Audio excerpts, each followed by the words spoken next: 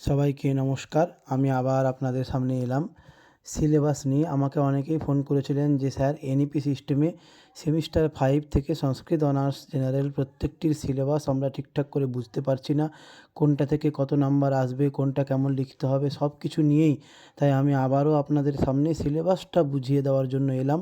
আর এই সিলেবাসের ওপরে কেউ যদি স্টাডি ম্যাটেরিয়াল অর্থাৎ প্রশ্ন উত্তর চাও, আমার সঙ্গে আলাদা করে যোগাযোগ করতে পারো, সেটাও আমি তোমাদের হেল্প করতে পারি। এবার আসা যাক সিলেবাসটা নিয়ে। এখন আমি কি আলোচনা করব না, ক্যালকাটা ইউনিভার্সিটি সেমিস্টার 5 সিসিএফের অর্থাৎ এনইপি সিস্টেমের যে সিসিএফ, তার সেমিস্টার 5-এর নতুন করে একটি সিলেবাস আবার পোস্ট করেছে। অনেক দিন আগে পোস্ট করা হয়েছে, আপনারা হয়তো অনেকে দেখেছেন কিন্তু বুঝতে পারেননি, সেটাই আমি বোঝানোর চেষ্টা করব। এখন আমি আলোচনা করব CC9-এর সিলেবাস নিয়ে। দেখো তোমাদের সামনে আমি রেখেছি CC9-এর সিলেবাসটা। প্রথমে আমি সিলেবাস নিয়ে বলবো, তারপরে কোনটা থেকে কত নাম্বার আসবে অর্থাৎ মোডালিটিস নিয়েও আলোচনা করব। তাই তোমরা পুরো ভিডিওটা মন দিয়ে শোনো এবং দেখে নাও, দিয়ে তোমরা আশা করি বুঝতে পারবে। যদি কোনো সমস্যা হয় আমার সঙ্গে অবশ্যই যোগাযোগ করতে পারো। আসা যাক সিলেবাসে। প্রথমেই দেখো সিলেবাসটাতে কী আছে CC9-এর। প্রথমে সিলেবাসে কী লেখা আছে দেখো, আমি বড় করছি। CC9 পানিনিয়ান গ্রামার, পুরোটাই ব্যাকরণের ওপরে আছে। ইউনিট 1-এ থাকবে তোমাদের সংজ্ঞা প্রকরণ ও পরিভাষা প্রকরণ। এখান থেকে 30 নাম্বার। 30 নাম্বার কোনটা কত নাম্বার, লং কোশ্চেন না শর্ট কোশ্চেন, সেগুলো নিয়ে আমি আসছি, এই ভিডিওরই শেষে থাকবে। আগে আমি টোটালটা বলে দিই। প্রথমে ইউনিট 1-এ থাকছে সংজ্ঞা প্রকরণ ও পরিভাষা প্রকরণ, 30 নাম্বার। ইউনিট 2-তে থাকছে অজ সন্ধি প্রকরণ, শুধুমাত্র অজ সন্ধি অর্থাৎ স্বরসন্ধিটা। ইউনিট 3-তে থাকবে অজন্ত পুংলিঙ্গ প্রকরণ, পুরোটা নয়, কেবলমাত্র রাম শব্দ এবং সর্বশব্দ। তাহলে আবারও বলি, 3টে ইউনিট কী কী। একটাতে হচ্ছে সংজ্ঞা প্রকরণ ও পরিভাষা প্রকরণ, অপরটাতে থাকছে ইউনিট 2-তে অজ সন্ধি প্রকরণ, এবং পরেরটাতে থাকছে ইউনিট 3-তে অজন্ত পুংলিঙ্গ প্রকরণ, রাম শব্দ এবং সর্বশব্দ। এইবারে দেখো ইউনিট 2 থাকছে 25 নাম্বার, ইউনিট 3 দেখো তোমরা দেখতে পাচ্ছ 20 নাম্বার। 30, 25, 20 এইটা হচ্ছে ফাইনাল পরীক্ষা। এরপরে দেখো নিচে লেখা আছে একটা টিউটোরিয়াল। টিউটোরিয়াল তোমরা সবাই জানো কলেজে পরীক্ষা হয়। Tutorial on the above mention units, অর্থাৎ ওপরের যে ইউনিটগুলো আছে সেই 3টে থেকে মিশিয়ে কলেজেই টিউটোরিয়াল পরীক্ষা হবে এবং ওনারাই প্রশ্ন করবেন। 25 নম্বরের টিউটোরিয়াল পরীক্ষা হবে। এর জন্য আলাদা কোনো সিলেবাস রাখেননি। এটা কোন সিলেবাস থেকে হবে না, ওপরের 3টে ইউনিটের মধ্যে থেকেই হবে। এইটা তোমাদের জন্য নতুন সুবিধে করেছে। আগে এটার জন্য আলাদা সিলেবাস থাকতো, এখন কেবলমাত্র ওপরের 3টে ইউনিট থেকেই টিউটোরিয়াল পরীক্ষা হবে।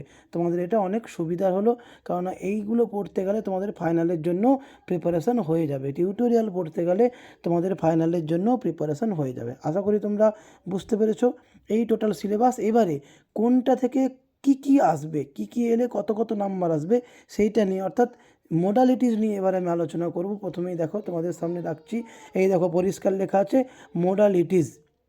দেখো থিওরিতে ইউনিট 1, ইউনিট 1-এ 30 নাম্বার। আমি আগে বলেছি সংজ্ঞা প্রকরণ ও পরিভাষা প্রকরণ। কী করতে হবে এর থেকে দেখো, প্রথমে একটা সূত্র ব্যাখ্যা করতে হবে, দুটো সূত্র ব্যাখ্যা করতে হবে, 7-2-এ 14 নাম্বার। তারপরে দীক্ষিত ব্যাখ্যা করতে হবে একটা, 6 নাম্বার। এরপরে শর্ট কোশ্চেন করতে হবে 5টা, 5-2-এ 10 নাম্বার। এখানে কিন্তু শর্ট কোশ্চেনটা কেবলমাত্র দেবনাগরী স্ক্রিপ্টে সংস্কৃত ভাষায় লিখতে হবে, বাকি দুটো কিন্তু তোমরা বাংলাতে লিখতে পারো। এরপরে দেখো ইউনিট 2-তে কী থাকছে না, অজ সন্ধি প্রকরণ অর্থাৎ স্বরসন্ধি প্রকরণ যেটা, সেখান থেকে একই সিস্টেম। একটা ব্যাখ্যা করতে হবে, সূত্র ব্যাখ্যা 7 নাম্বার। একটা দীক্ষিত বচন ব্যাখ্যা করতে হবে 6 নাম্বার। আর কি, জয়েন ইন সন্ধি উইথ সূত্র, সূত্র সহকারে সন্ধি যুক্ত করতে হবে। এটা করতে হবে 3টে করতে হবে, 3-2-এ 6 নাম্বার, 5টা থাকবে। এটা কিন্তু দেবনাগরী স্ক্রিপ্টে করতে হবে।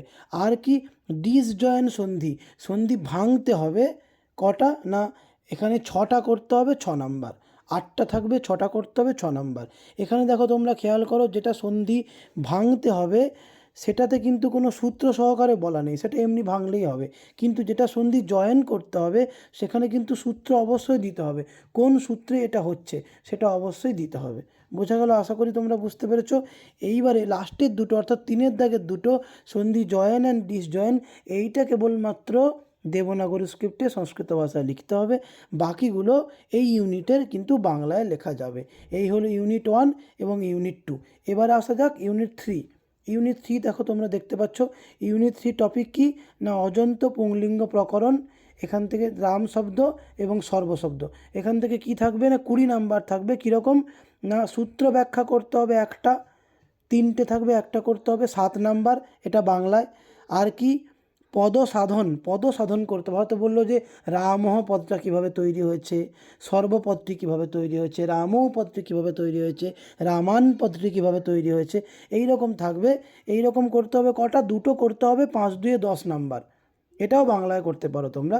আর কি 3-3 দাগে থাকবে declension in Sanskrit language and Devanagari script, অর্থাৎ সাধন ডিক্লেনশন করতে হবে, 3টে করতে হবে, 3 নাম্বার, 1 নাম্বার করে শর্ট কোশ্চেন টাইপের। অর্থাৎ এখানে উল্লেখ করে দেবে যে শব্দরূপ উল্লেখ করে দেবে যে এই শব্দের এই বচন, তৃতীয়ার একবচন কী, প্রথমার বহুবচন কী, শুধু সেইগুলো লিখতে হবে। লিখলেই 1 নাম্বার। এখানে কিন্তু দেবনাগরী স্ক্রিপ্টে লিখতে হবে, শব্দরূপ উল্লেখ করে দেবে কোন যে রাম শব্দের মুখ কী, সেইটাই তোমাকে লিখতে হবে। সেটা কিন্তু তোমাদেরকে একটা লিখলে 1 নাম্বার, 3টে থাকবে 3 নাম্বার। এটা কিন্তু তোমাকে দেবনাগরী স্ক্রিপ্টে লিখতে হবে। এরপরেও যদি তোমাদের বুঝতে কিছু অসুবিধা হয়, অবশ্যই আমার ফোন নাম্বার চ্যানেলে দেওয়া আছে, তোমরা যোগাযোগ করো। আর আবারও বলছি, যদি এই সংক্রান্ত নোট তোমরা পেতে চাও, কেমন কি পরীক্ষা আসতে পারে, কেমন হতে পারে, বা উত্তরগুলো যদি তোমরা পেতে চাও, অবশ্যই আমার সঙ্গে যোগাযোগ করতে পারো। আজকের ভিডিও এই পর্যন্ত। আসবো আবার পরের ভিডিও নিয়ে, CC10 আলোচনা নিয়ে। এইটা এই পর্যন্ত। সবাই ভালো থাকবেন। অবশ্যই চ্যানেলটিকে সাবস্ক্রাইব করবেন, শেয়ার করে ছড়িয়ে দেবেন, তাহলে আমিও উৎসাহ পাবো পরের ভিডিওতে আসার জন্য। আজকে এই পর্যন্ত। সবাই ভালো থাকবেন। নমস্কার।